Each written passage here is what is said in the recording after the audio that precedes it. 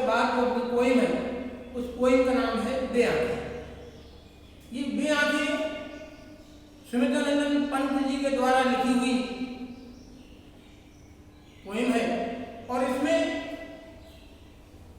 वो किसान को लेकर पोइम लिखते हैं। किसान को लेकर केंद्र सरकार ने की जो नीतियां बनाई हैं उन नीतियों का लाभ सीधे सीधे किसानों तक नहीं पहुंचता है। ये उस समय की बात है जिस समय पंत जी ने पोइम लिखी। वो ये कहते हैं कि उसको कितना दुख सहना पड़ता है, क्या क्या उसने दुख सहे हैं, वो इस पोइम के माध्यम से हम लोगों को बताना चाहते हैं। अंधकार की गुहा सरीखी उन आंखों से डरता है मन, भरा दूर तक उनमें जानो दैन दुख का नीरव रोदन।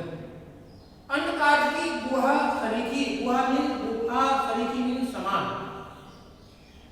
जैसे गुफा में अंधेरा होता है ऐसे ही किसान की आंखों में एक अंधेरा है।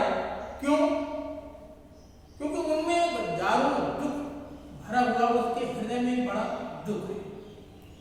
दैन दुख का नीरव रोदन, बड़ा दीन है, दुखी है और उसकी आंखों से आंसू गिरने की संभावना। वह स्वाधीन किसान रहा, क्योंकि किसान हमेशा स्वाधीन रहता है, स्वतंत्र रहता है, वो किसी के दबाव में रहकर काम नहीं करता। लेकिन अभिमान भरा आंखों में इसका छोड़ उसे मझधार आज, उसका स्वाभिमान जो है वो आज उसे मझधार में छोड़कर जा रहा है। संसार कगार सदर वह किसका, वह इस संसार में अपने उस सम्मान की समाप्ति की ओर पहुंच गया है, उसकी कगार पर खड़ा है। लहराते हुए दृढ़ खेतों से हुआ बेदखल वह अब दिन से, जो उसके खेतों में फसल लहराती थी, उसकी दृढ़ आंखों में जो उसकी फसल का दृश्य है वो आज उससे बेदखल हो रहा है, उससे हट रहा है।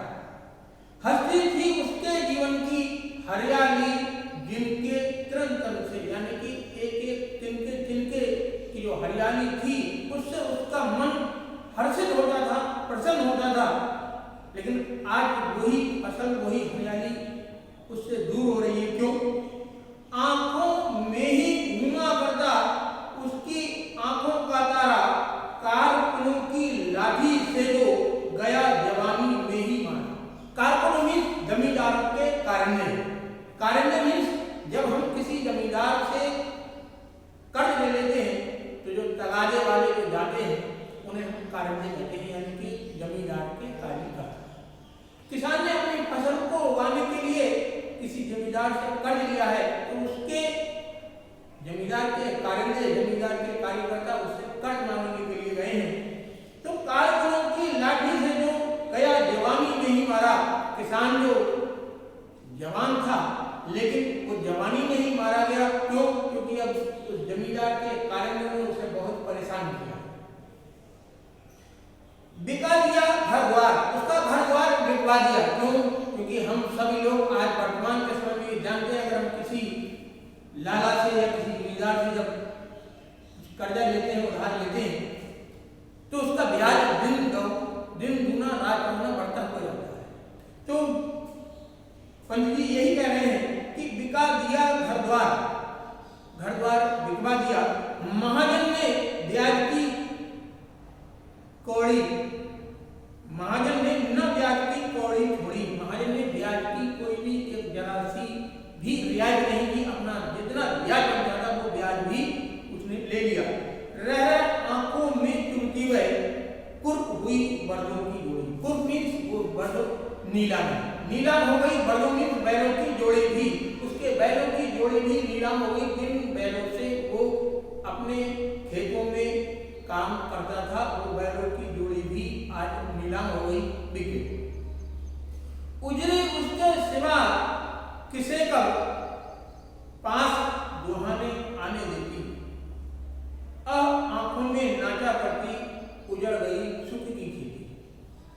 उसके पास एक गाय थी, वो गाय भी बिक गई। जो उसके पास दुहानी उसको ढूंढने जाता था वो गाय भी उसकी आज बिक गई। आंखों में नाटा करती उजड़ गई जो सुख की खेती। उसके पास जो तक सुख की खेती थी, यानी उसके परिवार में जो सुख था वो सुख अब छिन गया। बिना दवा दर्पण के घरनी, उसकी जो घरनी उसकी महिला जो थी, उसकी पत्नी जो थी, वो बिना दवा के यानी कि बीमार थी।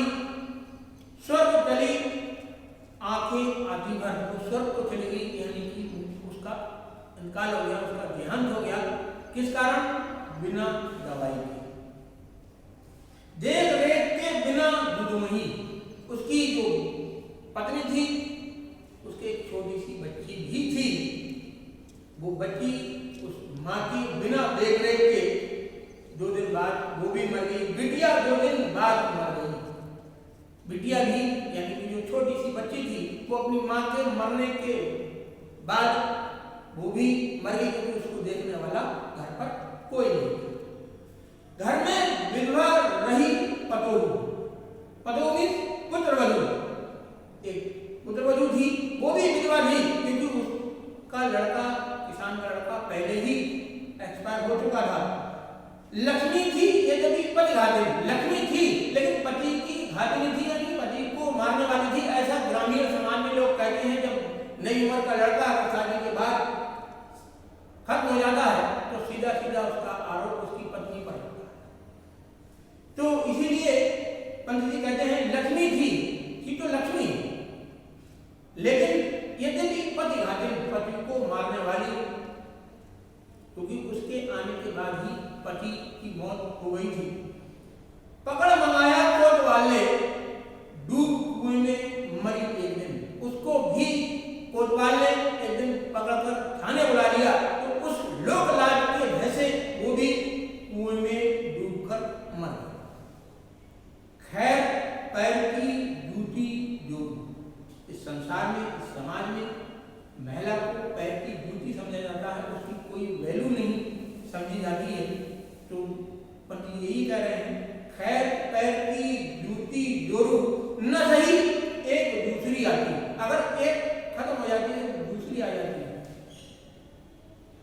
पर जवान लड़के की सुनकर सांप लोड़ते फटती छाती। उस किसान की पत्नी मर गई है, तो पंडित जी कह रहे हैं कि पत्नी मर गई है तो एक नहीं दूसरी आ जाएगी, लेकिन जवान बेटे की मौत से उसकी छाती पर जो कष्ट है, जो सर, जो दुख है, उनको याद करके तो उसकी छाती फट जाती है। उसका दर्द जो है, उस दर्द को समझकर उसकी छाती में जो दर्द होता है वो असहनीय दर्द होता है।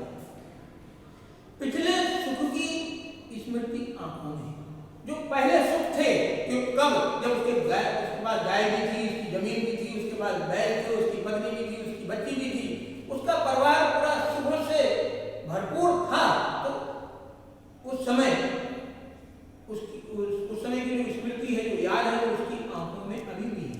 लेकिन क्षण भर एक चमक कहलाती, जो पहले की याद है वो एक क्षण उसकी आंखों में चमक लेके आती है कि पहले मैं बड़ा प्रसन्न था, लेकिन तुरंत शून्य में गढ़ में तुरंत वो एक शून्य अवस्था में पहुंच जाता है, एक शोचनीय अवस्था में पहुंच जाता है।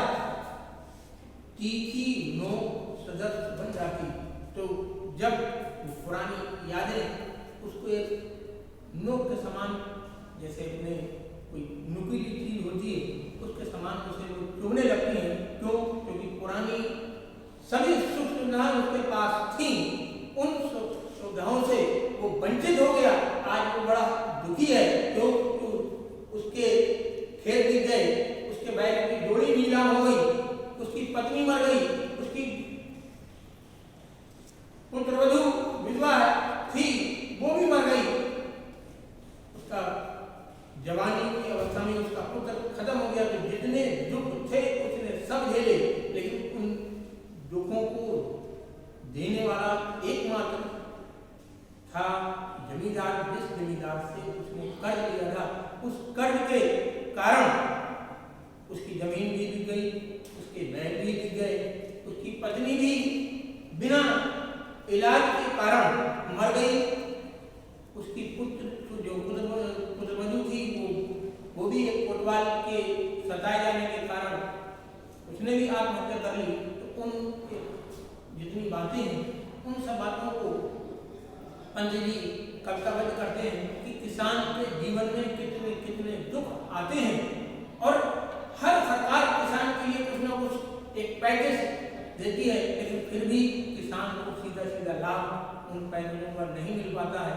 ये उस समय की बात है जिस समय अपने देश में किसानों के पास सुख साधनों की जो कमी थी, पहले ना ट्रैक्टर थे, ना कुछ थे, ये संसाधनों की सबकी कमी थी। उस समय की कविता है, इसकी कुछ